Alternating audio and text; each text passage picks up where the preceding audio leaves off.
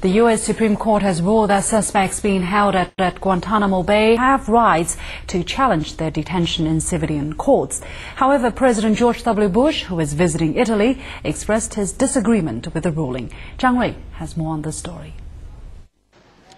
The U.S. Supreme Court has ruled that the U.S. government is violating the rights of prisoners being held indefinitely and without charges at the U.S. naval base in Guantanamo, Cuba.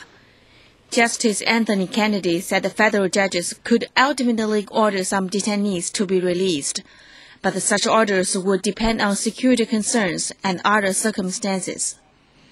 The White House says President Bush has expressed a strong disagreement with the Supreme Court ruling for not keeping American people safe, but will abide by the decision.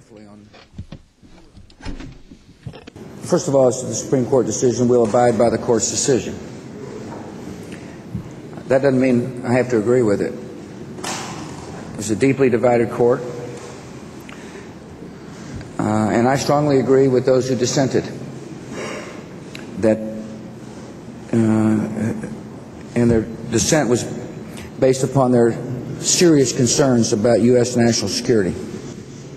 Bush says his administration will study the ruling to determine whether additional legislation might be appropriate. Thursday's ruling was the third blow to Bush's war on terrorism policies. The Supreme Court ruled in 2004 and again in 2006 that Guantanamo detainees had a statutory, legal but not constitutional right to contest their indefinite detention before an independent judge. Zhang Rui, CCTV.